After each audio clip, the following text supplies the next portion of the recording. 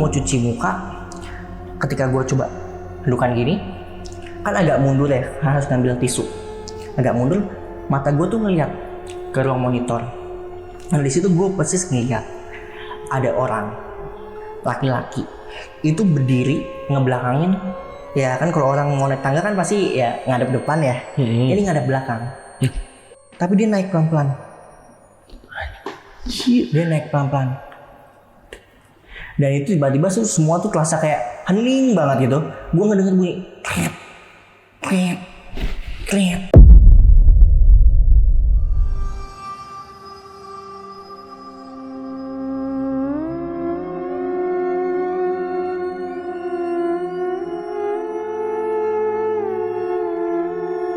Kan gue bisa ngintip ke bawah dari ruangan gue.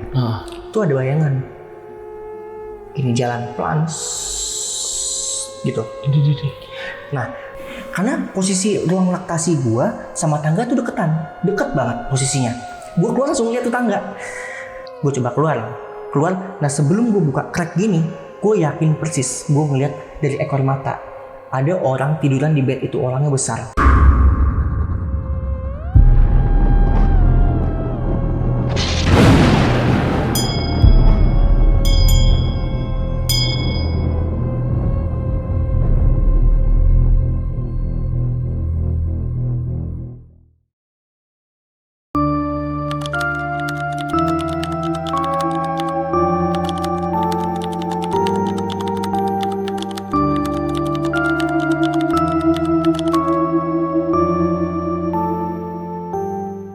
Halo teman-teman di rumah, malam ini bakal ada cerita dari seseorang yang bekerja di klinik kesehatan angker yang ada di Jakarta Pusat. Jadi dia di sana banyak banget nih ngalamin kejadian-kejadian horor dan bahkan dia sampai sekarang masih kerja di sana. Tapi sebelumnya kita kenalan dulu sama orangnya. Di sebelah gue udah ada Bang Sonja. Halo Bang. Halo Bang. Halo Bang Sonja. Thank you Bang udah datang lagi ke sini buat nyeritain ini, dan yang katanya kayak baru kejadian ya. Baru. Jadi Bang Sonja tuh dulu udah lama Bang ya? Kayaknya setahun yang lalu apa 2 tahun? Kayaknya, udah lama banget. Kayaknya gue baru pindah ke sini deh. Setahun lebih ya? Bang Sonja tuh pernah cerita dulu di kos-kosannya, yang kos-kosan di Semarang ya. Betul. Waktu lu kuliah. Terus sekarang mau nyeritain kejadian yang di tempat kerjanya nih, dan kebetulan katanya baru banget kejadian kemarin. Nah ini Bang, gue mau nanya sebelum masuk ke cerita ya, gue mau nanya, lu di klinik itu tuh sebagai apa nih? Gue di situ kebetulan sebagai marketing manager di perusahaan itu. Marketing manager. Dan job desk-nya ngapain sih marketing manager itu? Kalau di klinik ya? Iya. Umumnya. Jadi tepatnya kita tuh pasti kan ngelakuin seperti campaign atau strategi-strategi, pokoknya mengenai memberitahu wawasan publik mengenai kesehatan terutama di lingkungan sekitar klinik kita tersebut sih. Oh itu lu yang jalanin. Event kita juga cari partnership juga sama corporate yang mungkin mau vaksin gitu. Oh gitu. Oke. Kenapa bisa ngalamin kejadian horor? Nah, kenapa nih? Padahal kan kita tahu klinik itu tempat yang bersih kan, nggak mau jauh dari kata kotor, nggak mungkin. Kenapa? Kebetulan di tempat gue kerja ini, cabang gue ini agak cukup unik dibandingkan cabang-cabang yang lain. Oke. Jadi harusnya klinik itu mungkin bukanya dari pagi sampai malam. Nah di tempat gue kerja ini cuma setengah hari aja. Sedangkan jam kerja gue itu bisa jadi sampai malam. Oh gitu. Jadi kejadian-kejadian itu selalu ada ketika gue udah sendirian di tempat tersebut, kayak gitu sih Bang. Oke. Padahal itu tempat full CCTV bukan ya? Full CCTV Bang. Full CCTV bahkan ya. Dan lu masih ngalamin kejadian horor? Masih. Wow. Oke. Ini ditahan dulu Bang ceritanya. Siapa? Jadi buat teman-teman di rumah yang penasaran sama ceritanya Bang Sonja, nonton video ini dari awal sampai habis, jangan ada skip. Dan buat kalian yang belum subscribe Lonceng Misteri, buruan langsung subscribe Lonceng Misteri biar Lonceng Misteri makin 1 juta subscriber. Kok makin 1 juta subscriber biar 1 juta subscriber. Nah, oke ini Bang, langsung kita mulai ya Bang ya ceritanya. Oke Bang. Halo guys, pernah nggak belajar investasi tapi susah banget? Kadang udah banyak baca buku dan datang ke seminar, tapi kayak tetap harus ada yang ngajarin. Itu yang gue pikirin pas awal gue tahu tentang Okta. Okta adalah broker global terpercaya yang berdiri sejak tahun 2011. punya lebih dari 40 juta akun trader aktif dan beroperasi di 180 lebih negara. Okta juga punya 60 lebih penghargaan atau award. Tapi ternyata Okta berbeda. Bayangin kalian ada di satu ruangan virtual, bareng ribuan orang yang juga belajar trading. Di depan layar ada pro trader, beneran buka chart, nunjukin strategi sambil ngejelasin langkah demi langkah. Bukan teori doang, tapi live trading. Pastinya bisa nanya langsung, bisa menangin merch juga. Keren sih, nama acaranya Fair Trading Wines dari Okta. Acaranya di tanggal 17 Juni, gratis full online. Ada 4 expert yang bakal live trading BTC sama Euro atau USD. Kalian bisa lihat gimana dia ambil keputusan real time. Kalian bakal belajar scalping and swing trading. Cocok buat yang mau cepat atau yang sabar. Psikologi trading, mindset, dan cara bikin keputusan yang nggak panik. Live analisa chart, termasuk contoh kripto. Plus, kuis berhadiah merch eksklusif dari Okta dan bonus menarik. Langsung aja tap link di deskripsi dan daftar sekarang. Gratis, pakai kode promo di deskripsi biar dapat bonus deposit 100%. Abis acara, kalian juga bakal dapat akses ke grup Telegram bareng peserta lain. Jadi nggak ngerasa jalan sendiri. 17 Juni, kamu layar dan pro trader yang ngebuka rahasia pasar. Cek linknya sekarang di deskripsi ya. Dengan Okta semua jadi bisa sukses.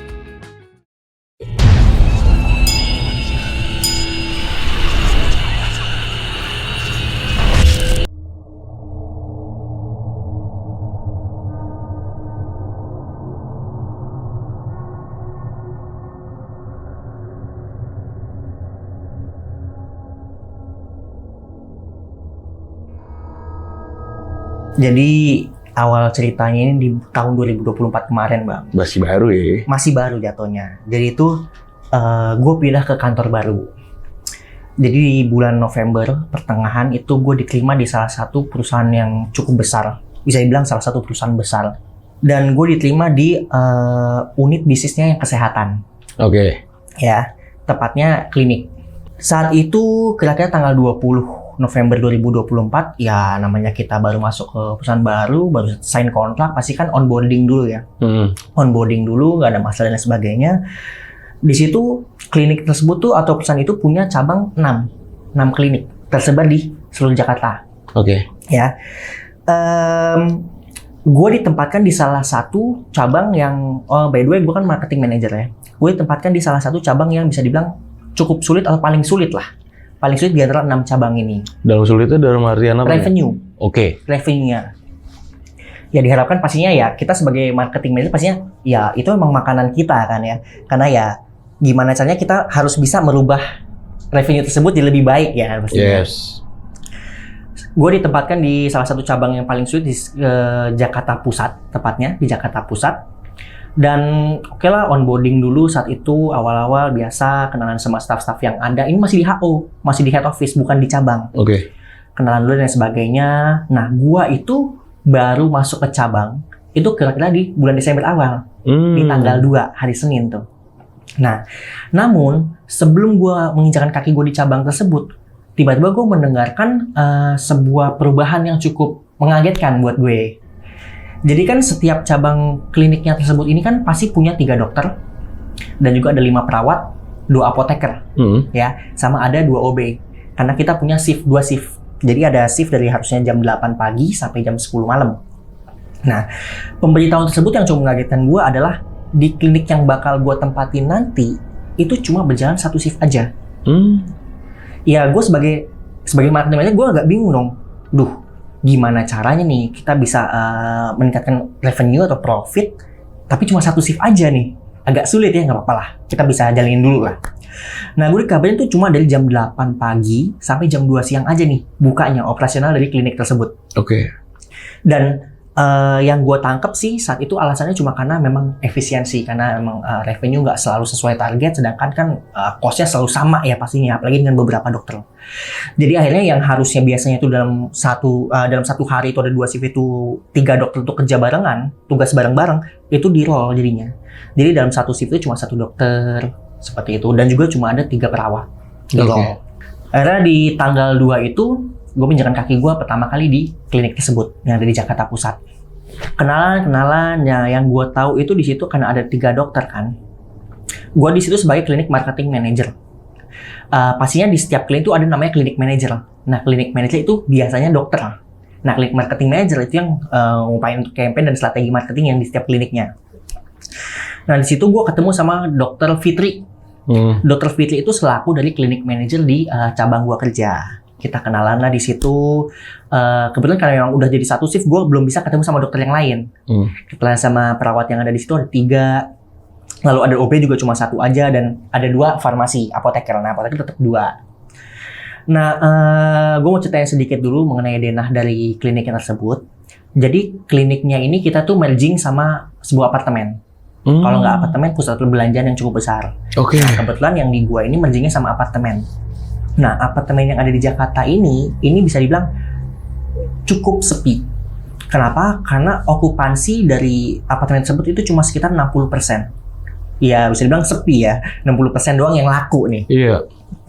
Dan kebanyakan dari penghuninya tersebut itu expat. Itu expat semua. Jadi memang mereka itu cuma sebagai kayak tempat singgah aja. Gitu. Kalau kerja iya, cuma tempat singgah aja. Dan mereka kalau kerja langsung lewat basement, jarang ada banyak orang berkerumun di lobinya tersebut. Itu benar-benar bisa dihitung jari dan orangnya akan sama-sama aja.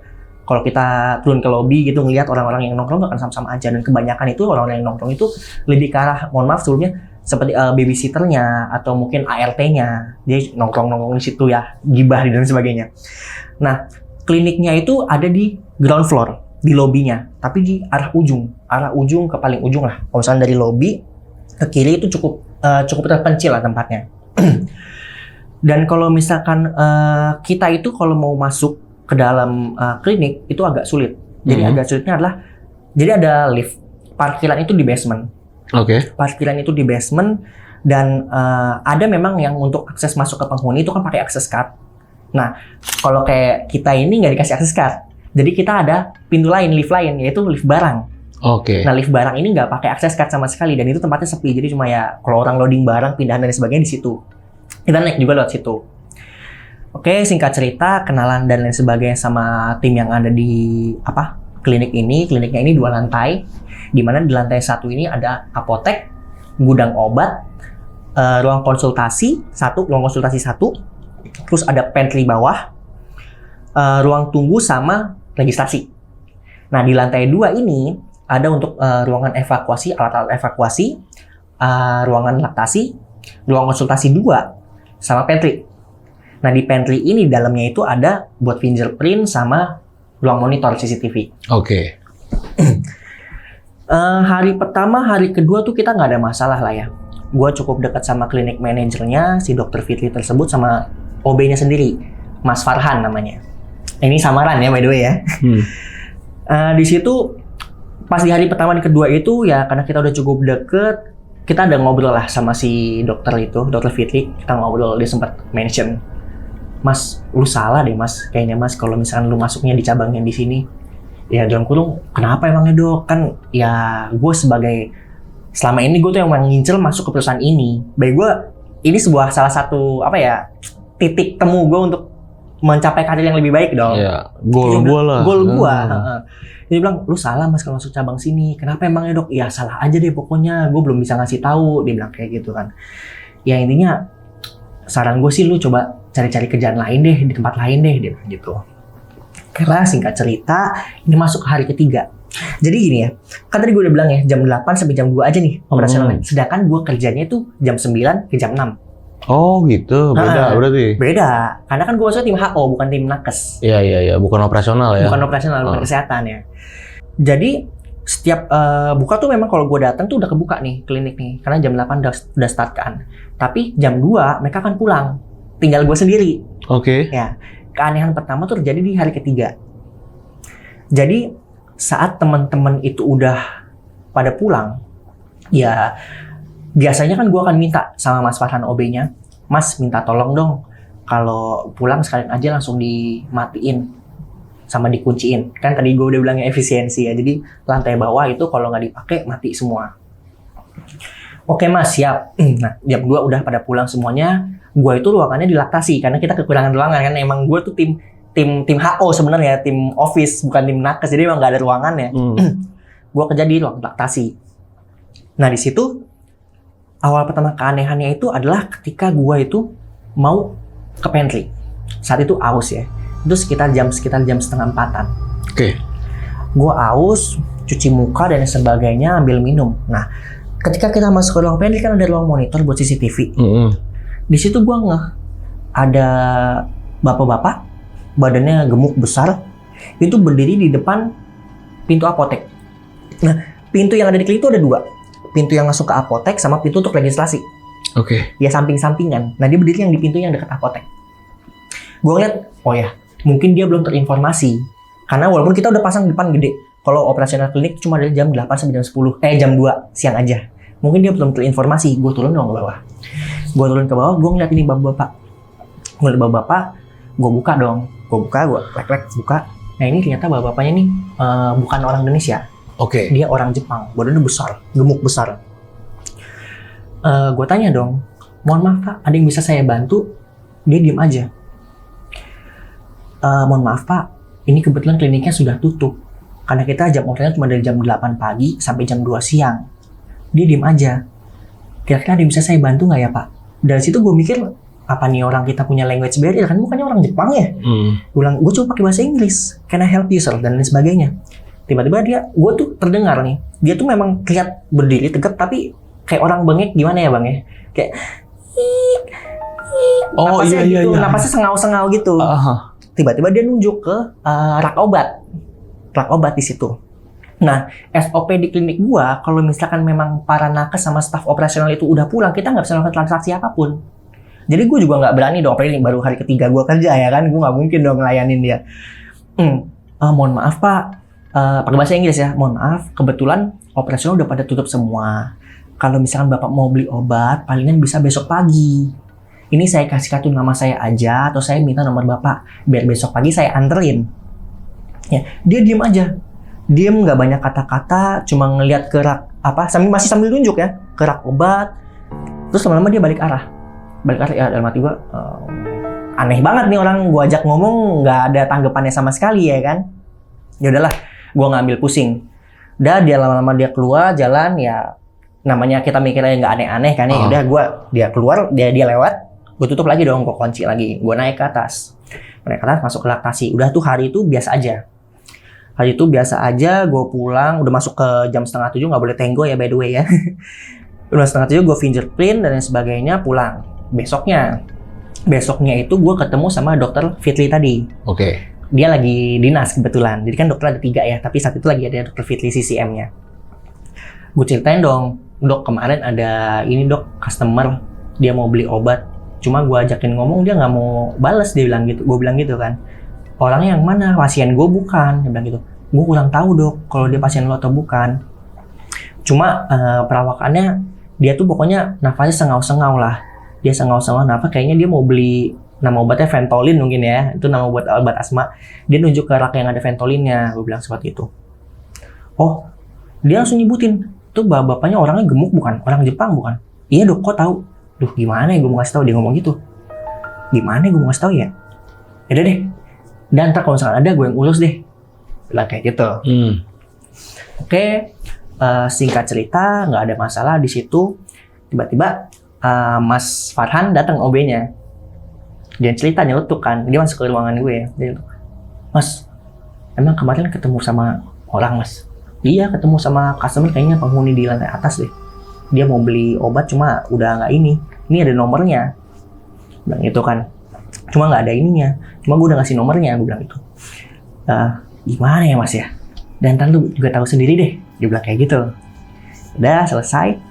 Nah, kebetulan itu nggak lama itu hari Sabtu. Jadi klinik tuh buka sampai Sabtu. Oke. Nah, Sabtu gue libur tapi. Di Sabtu, gue di rumah. Tiba-tiba dokter Fitri ngechat gue. Marah-marah tuh. Sama nelpon. Bilang, marah-marah ya. Anjir lah, ini anak-anak gak ada yang datang. Gue sendirian di sini. Ah, kenapa dok emangnya dok? Udahlah, ntar aja lah. Besok kita ketemu pas hari Selasa. Dia bilang. Oh ya udah dok, ntar abis dari, jadi gue tiap hari Selasa tuh gue selalu ada meeting ke kantor pusat. Jadi ntar kita ketemu di hari Selasa deh, oke siap. Jadi singkat cerita, dia ngomong, anjir lah, gue kemarin hari Sabtu gue jaga sendirian, anak-anak pada ngambil cuti. Oh, wow. Semuanya anak-anak pada ngambil cuti. Lah, gue bingung dong, kok bisa dok? Ya di mana-mana orang ngambil cuti ya satu orang aja dong. Kalau semuanya itu bukan cuti, mangkir tuh. Iya. Jaga. Kosong kandang. Sehari itu dia jaga sendiri si Dr. Fitri itu. Wah lu Gus, gue jengkel banget Gus. Pokoknya gue gak mau tahu Gus. Gue mau resign aja deh. Udah capek gue. Emang sebenarnya dia ternyata mau resign. Habis kontraknya di akhir bulan tersebut. Tapi mau dipercepat gitu. Udah terlalu enak. Lu gak tahu kan apa aja yang gue alamin di situ. Udah kesel banget gue pokoknya. Marah-marah tuh di situ. Jadi sekalian ketemu di pusat itu dia juga sekalian langsung ngurus mau resign. Ya gue masih mikir, anjir lah gue gak ada temen nih kan. Nah, kenapa salah satunya si Dr. Fitri ini juga kayak nggak diajak ke jalan-jalan itu ya? Jadi mereka pada tuh jalan-jalan. jalan-jalan. Ke Dufan. Lah, buset. Ke Dufan semuanya rata. Dia nggak diajak. Jadi asal punya usulnya dia tuh si Dr. Fitri ini dimusuhin. Oh gitu. Dimusuhin sama anak-anak yang lain, ya. Gue belum bisa kasih tahu ya alasannya kenapa. Ya, Dia tuh apa-apa, dimusuhin. Dan si Mas Farhan ini, OB ini memang dekat sama si Dr. Fitri ini. Itu ikut dimusuhin juga. Oh gitu. Nah kebetulan pas gue dateng, emang gue langsung dekat sama Dr. Fitri ini. Jadi gue kayak kena juga nih bos ya. Dia lagi dekat sama dokter ini, gue jadi ikut gitu. diemen juga tuh. Akhirnya di minggu berikutnya tuh si Dr. Fitri udah gak ada nih. Udah resign dan kebetulan karena memang kita efisiensi, dokter kita tuh cabut-cabutan semua. Dia cabutan dari cabang sini seperti itu. Nah, yang kedua nih, kejadian aneh kedua yang bisa dibilang cukup creepy juga. Dan ini terjadi ketika anak-anak udah pada pulang juga. Jadi saat itu gue itu lagi ada urusan. Jadi gue harus ada lembur di cabang tersebut. Jadi anak-anak pulang jam 2. Gue itu lembur sampai jam 8:30 malam. Lebihnya. Gue lembur sampai jam 8:30 malam. Gue pulang dong. Gue kunci semuanya aman, semuanya nggak ada apa-apa. Gue pulang. Gue masuk ke lift barang. Di lift barang itu ada pintu. Ini ada ruangan buat ngeloading barang kan biasanya. Baru lift. Oke. Gue buka pintunya karena nggak pakai akses saat itu. Gue buka pintunya, gue ngeliat bapak itu. Gue ngeliat bapak-bapak gemuk itu, bapak-bapak Jepang gemuk itu, dia berdiri di depan tombol lift. Dia berdiri di depan tombol lift. Gue senyum dong. Ser, dia diem aja, boro-boro nengok gue. Gue pencet dong tombol. Lama akhirnya liftnya kebuka nih. Lift buka, gue masuk dong.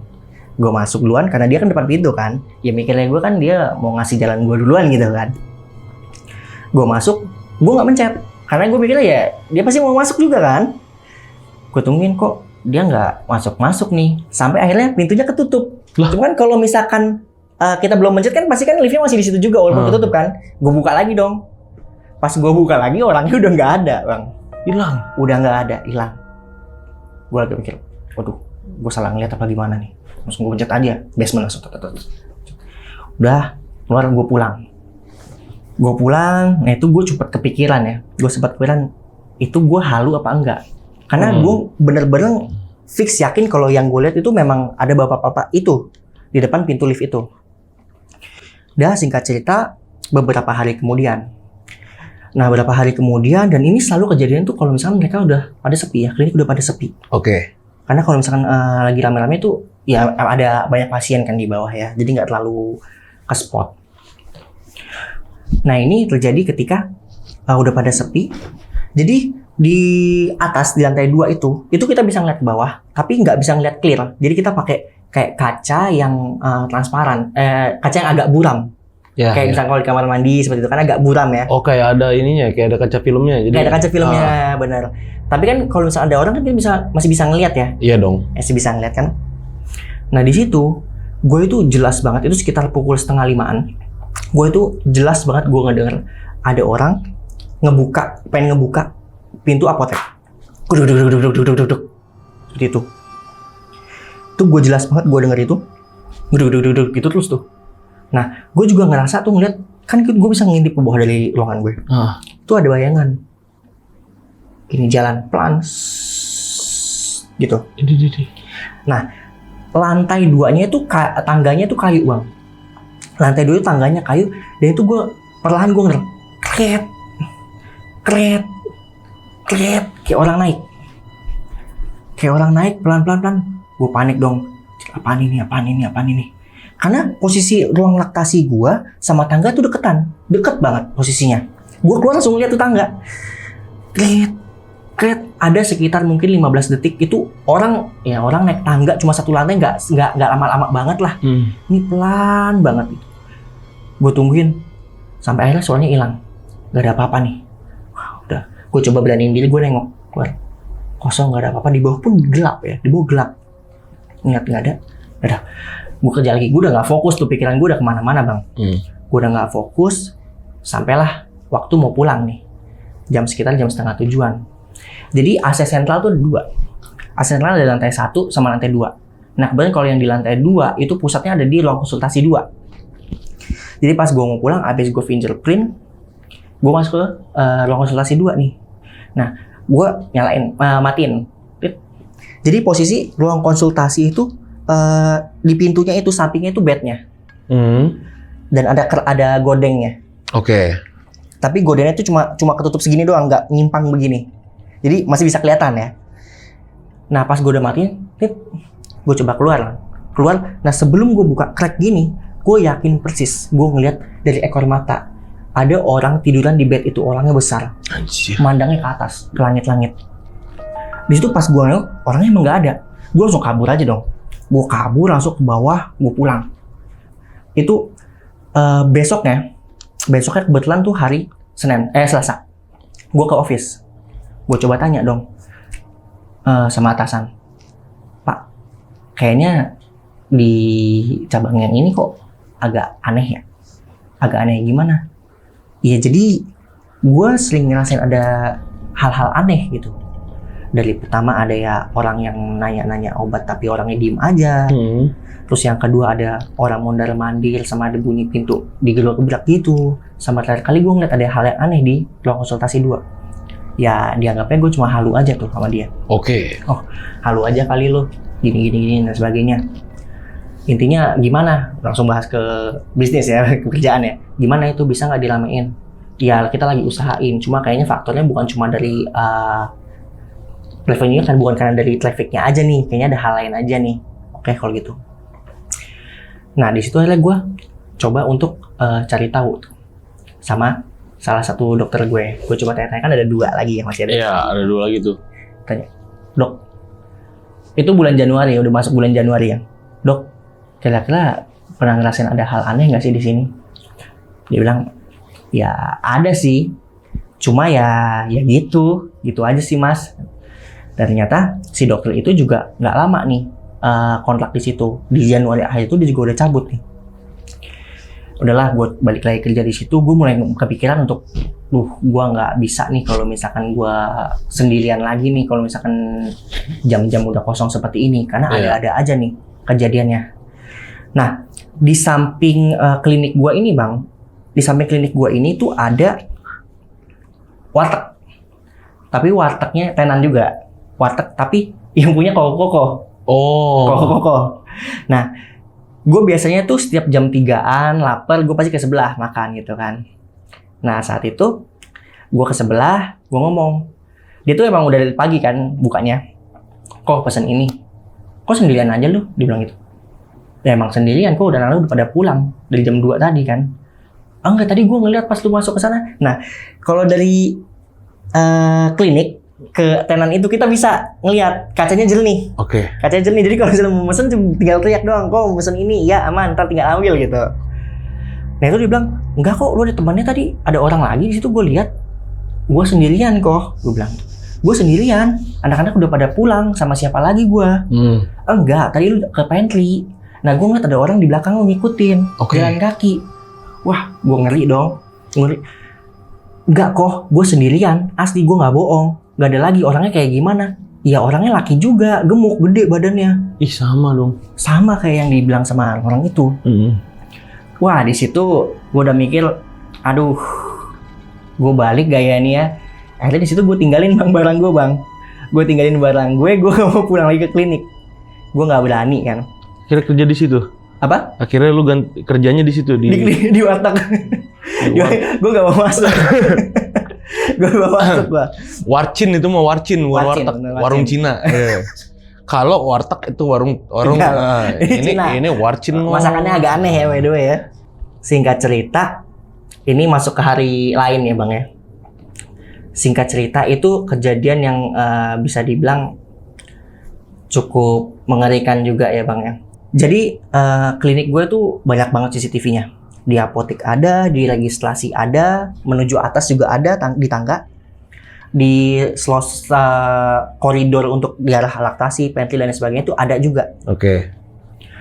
Jadi pas itu gue mau cuci muka, udah sore juga sama. Gue mau cuci muka, ketika gue coba dudukan gini, kan agak mundur ya, harus ngambil tisu. Agak mundur, mata gue tuh ngeliat ke ruang monitor. Nah di situ gue persis ngeliat ada orang laki-laki itu berdiri ngebelakangin. Ya kan kalau orang mau naik tangga kan pasti ya ngadep depan ya. Ini ngadep belakang. Ngadep belakang. Jadi di anak tangga pertama dia tuh ngadep belakang. Tapi dia naik pelan-pelan. Dia naik pelan-pelan. Dan itu tiba-tiba semua tuh terasa kayak hening banget gitu. Gue ngedenger bunyi kret, kret, kret. Kayak gitu Bang. Itu gue cuma bisa ngeliatin monitor. Bengong aja ngeliatin. Lama-lama akhirnya dia hilang sendiri. Ketika apa? Ketika pas azan. Ketika pas saat itu emang udah mau pulang. Ketika pas azan dia tuh baru hilang. Karena gue ngeliatin jam. Pas gue ngeliatin monitor udah nggak ada. Di situ gue buru-buru deh. Gue buru-buru langsung ngambil tas dan sebagainya. Gue ngomong sama atasan gue, kayaknya gue udah nggak bisa deh. Kalau misalkan gue harus kerja sendirian di situ, gue minta izin dong, gue kerjanya work from cafe deh. Kalau misalkan udah pada pulang anak-anak. Bener. Terus dia ngomong, emang kenapa? Itu bukan kita nggak boleh kayaknya sebenarnya kayak gitu.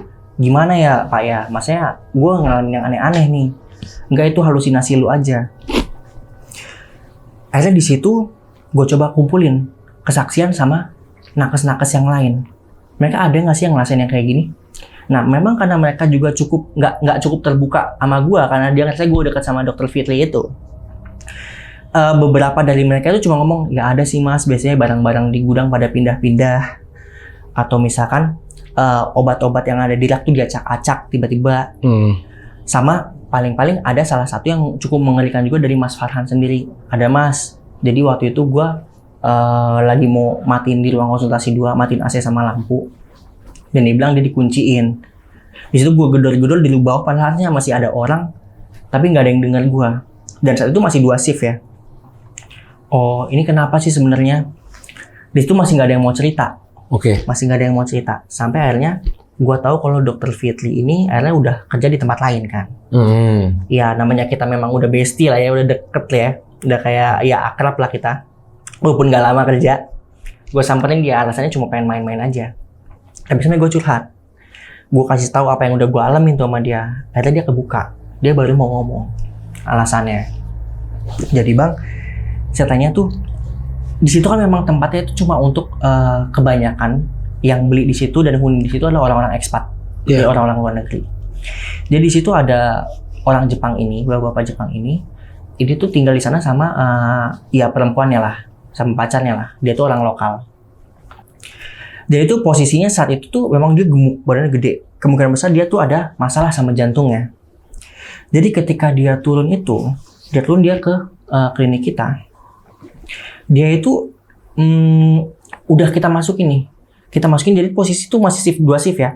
Di bawah itu konsultasi 1 itu masih banyak ada orang yang lagi dirawat, lagi ditindakan. Otomatis dibawa ke 2. Dia naik ke tangga itu dan dibawa ke ruang konsultasi 2. Nah, disitu dia tuh udah napasnya udah ngap-ngap banget nih. Udah ngap-ngap banget. Dan salah satu dokter di situ kebetulan mungkin baru ya. Mungkin baru dan dia tuh nggak ngerti harus gimana penanganannya. Dan usut ternyata di situ akhirnya ininya tuh makin kritis nih. Si bapak ini makin kritis. Makin kritis. Namanya klinik kan alatnya nggak lengkap ya Bang. Terbatas. Iya, karena kan kita cuma imunisasi, vaksin atau semacamnya kan. Akhirnya ini kita coba bawa nih, kita punya bed untuk dorong-dorong itu. Iya. Kita bawa ke ambulans kita ada di basement. Oke. Nah, kita bopong bapak-bapak itu masuk ke bednya itu. Nah, kita masuk ke lift barang. karena kan gede ya, kita nggak bisa lewat lift utama, dan lift barang. Ada di situ katanya dalam masa perjalanan itu beliau meninggal di situ karena jantung. Oh gitu. Nah, dan akhirnya diceritain juga lah asal muasalnya kenapa si Dr. Fitri ini dimusuhin. Ya, kenapa tuh? Jadi saat itu ada dokter lain namanya, anggap aja dokter A. Nah, beliau itu yang harusnya nanganin si bapak-bapak itu. Cuma bisa dibilang dia itu tiba-tiba mungkin ngeblank ya, harus ngapain mungkin aja karena keadaannya kan cukup kritis ya. Dia ngeblank, bingung mau ngapain, nggak ngerti. Dan akhirnya sampai ke posisi kayak gitu. Nah, namanya orang yang bertanggung jawab di klinik tersebut harus tetap laporan dong ya. Iya. Dilaporlah ke pusat. Dan itu pastinya jadi masalah dong. Dan akhirnya kena cut. Dan dianggapnya pastinya si dokter ini ngadu atau semacamnya karena mereka cukup dekat kan dokter yang itu. Seperti itu, Bang. Nah, di situ akhirnya sejak kejadian itu tuh itu kurang lebih tuh bulan Juli 2024 kejadiannya. Itu rentetan kejadian-kejadian tuh selalu muncul di klinik ini, apalagi terutama pas mulai sepi. Seperti itu, Bang. Dan kurang lebihnya lagi si dokter Fitri ini ya dia pastinya bingung juga ya, mau ini harus dilaporin, tapi ya ini salah satu yang bikin nama perusahaan kita bisa cukup buruk ya, karena kan itu ya beliau dokter kok bisa salah penanganan atau telat penanganan, dan itu pastinya bikin nama kita jelek. Panik sih biasanya ya. Bisa jadi dan ya udah akhirnya dari situ banyak orang-orang yang mengalami yang sama, karena gue sempat nanya-nanya juga ke satpam dari building situ, Pak, sering lihat yang kayak gini nggak? Dia bilang, sering Mas, kayak gitu Mas, itu udah jadi makanan saya. Jadi kan mereka kan emang jaga sampai malam kan. Iya. Udah jadi makanan saya. Pernah ada tukang galon, namanya di apartemen masih ada tukang galon ya. Ternyata tukang galon katanya pas lagi nganterin ke unit mana itu ditampakin. Ada juga OB ditampakin. Sering Mas kayak gitu Mas. Sampai akhirnya si pintu lift barang ini karena banyak yang lihat di situ akhirnya dipakai akses sekarang. Jadi orang nggak bisa asal masuk ke sana. Oh, pakai akses jadi. Pakai akses sekarang jadinya. Itu Bang. Dan ya sampai saat ini jujur gue udah nggak pernah lagi namanya kerja pas mereka udah pada pulang, gue masih di situ udah nggak pernah sih. Jadi gue lebih ke arah ya di dekat tempat gue ada Lawson lah ya. Nit, tolong disensor. Itu yang kan si Dokter Fitri bilang waktu yang sebelum dia ngamuk-ngamuk tuh yang anak-anak pada cuti dia ditinggal tuh sendiri. Katanya kan lu nggak tahu kan gua ngalamin apa aja tuh. Iya. Itu dia cerita. Itu dia ngalamin apa? Lu nanya nggak sama dia? Jadi saat itu posisinya tuh sekitar Ba'da Zuhur. Oke. Ba'da Zuhur tuh si Dokter Fitri kan dia tuh yang dokter 1 tuh pasti di bawah di ruang konsultasi 1. Yes. Dia tuh emang tempatnya di ruang konsultasi 2. Oke. Cuma harusnya klinik manager udah nggak handle pasien lagi. Langsung ke dokter 2 lainnya ini. Kan dia cuma ngurusin operasional aja kan. Nah dia itu ngerasa kayak yang gue rasain tadi Bang. Jadi ada bunyi keriat-keriat dari orang kayak naik ke atas. Oh iya. Naik ke atas. Sama di ruangan evakuasi kita. Ruangan tindakan cepat kita. Di situ ada yang ngegeratakin barang kayak ada tanduk kan di situ. Nah kemudian kan dia dibawa pakai itu sebelum ke bed. Itu digeratakin sama dia, bunyi gedak.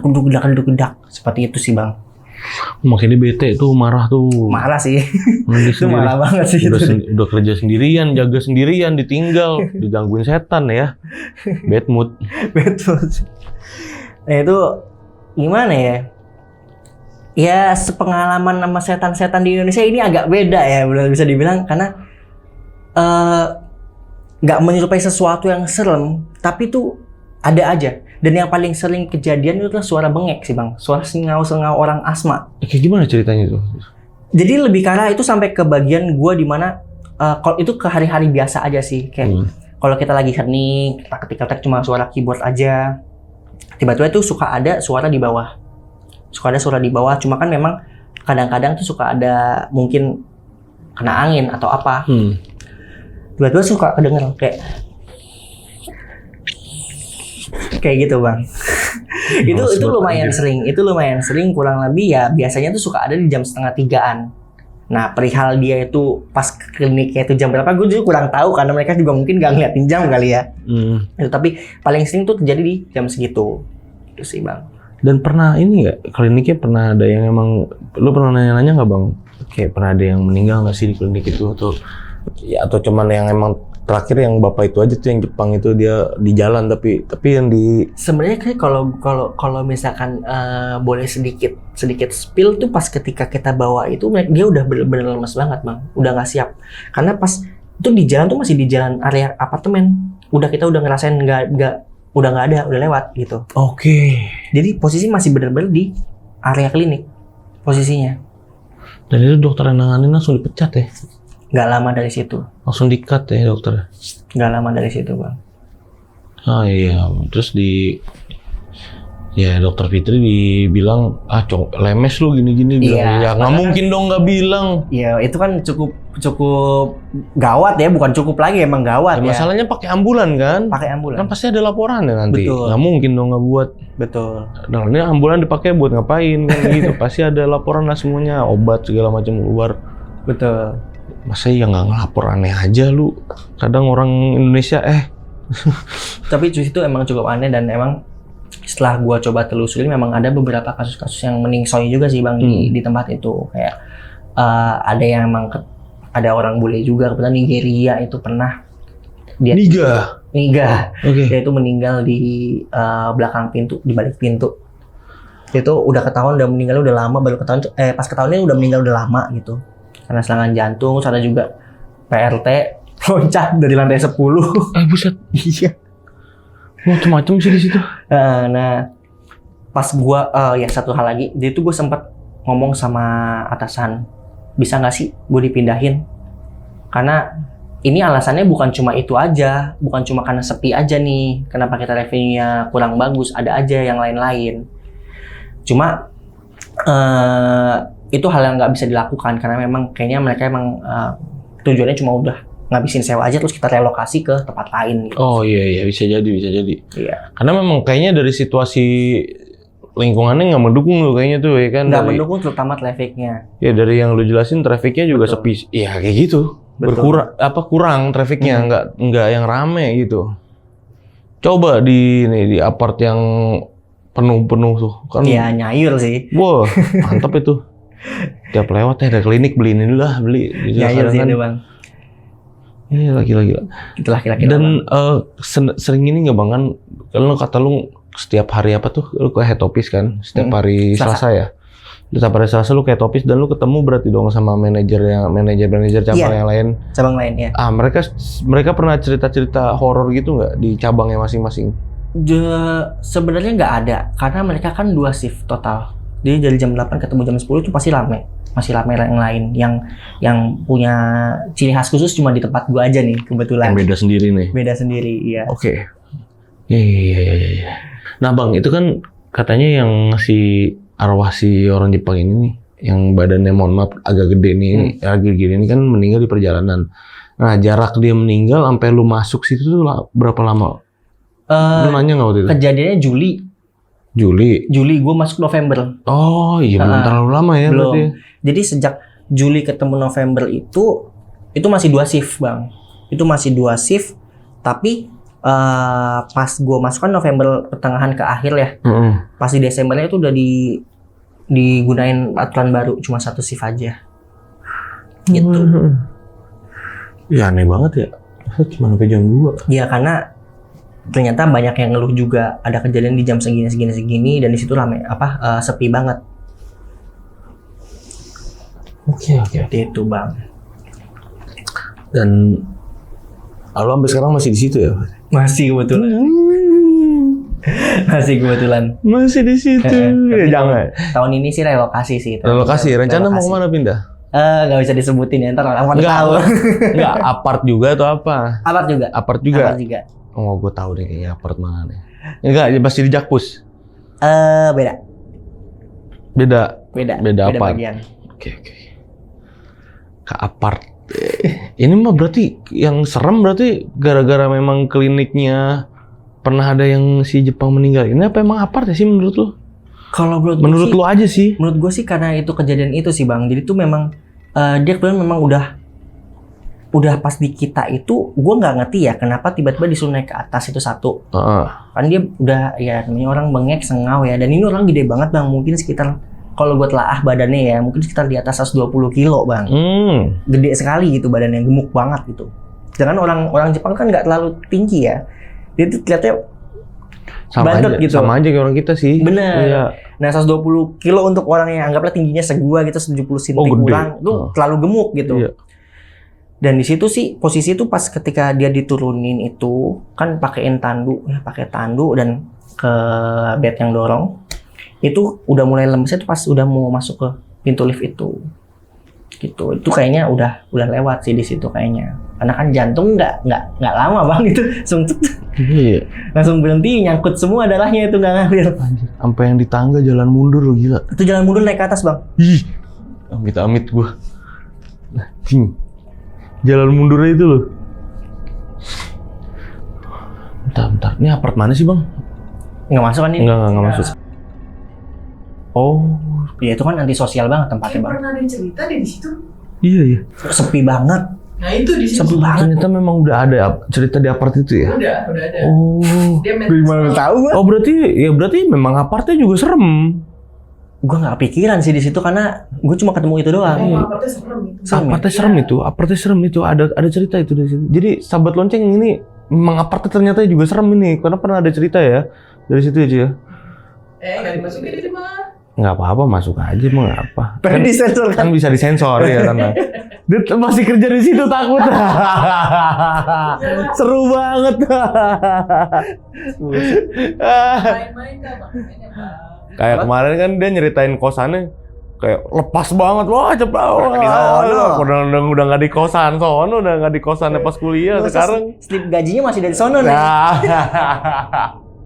seru banget. Itu lebih serem Bang, itu lebih serem. Ketakutan dia.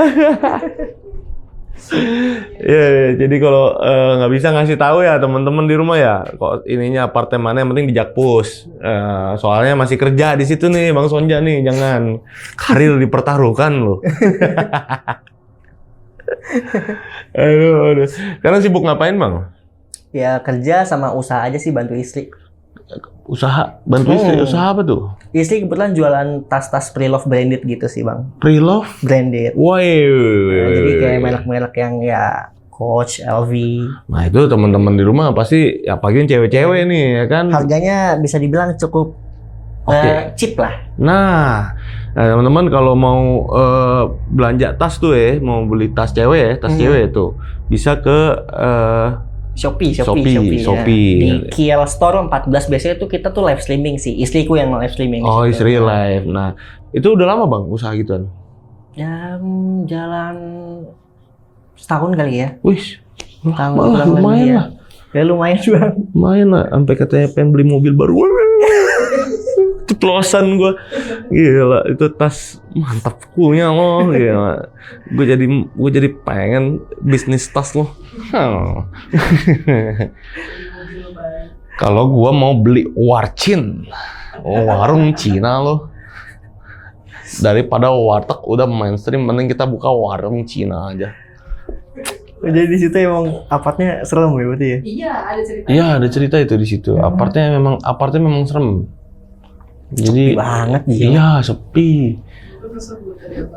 Gak apa-apa, ini mah paling dihilang-hilangin, di-mute. Jangan lah ya, jangan sampai kedengeran sama teman-teman di rumah, takutnya nanti ada yang telepon gua lagi, lo pusing gua ditelepon orang mulu. Teman-teman di rumah nggak apa-apa. Temen di kantor gua tuh yang Ada sih. Enggak, emang sering kan kalau ada tempat nih, padahal nggak kita sebut tempatnya, tetap aja. Tolong ya Kak, minta di take down videonya ini. Elah kata gua, ribet banget. Pada jadi detektif semua. Iya, enggak ada yang ini, pokoknya kita dari pihak ini minta take down ya, videonya banyak banget yang kayak begitu Bang, sumpah dah. Kayak mau kontennya tuh susah, gua kayak hidup di Korut anjing. Apa-apa nggak boleh. Apa-apa ribet. Oke. Ya jadi itu teman-teman di rumah ya. Kalau yang mau beli tas tadi jangan lupa mampir ke tokonya Bang Sonja. Nanti linknya ada di deskripsi di bawah ini, tinggal diklik aja. Dan buat teman-teman yang udah nonton video ini dari awal sampai habis, ini gimana pendapat kalian? Tulis di kolom komentar dan jangan lupa di like juga videonya. Dan yang mau cerita datang langsung ke sini tuh caranya gampang banget. Kalian bisa klik link di deskripsi di bawah video ini juga. Jadi ntar linknya udah tinggal dipilih aja tuh. Mau beli tas ada linknya, mau cerita ada linknya. Nah. Dan akhir kata gue Gilang izin pamit, Bang Sonja juga izin pamit. Wassalamualaikum warahmatullahi wabarakatuh.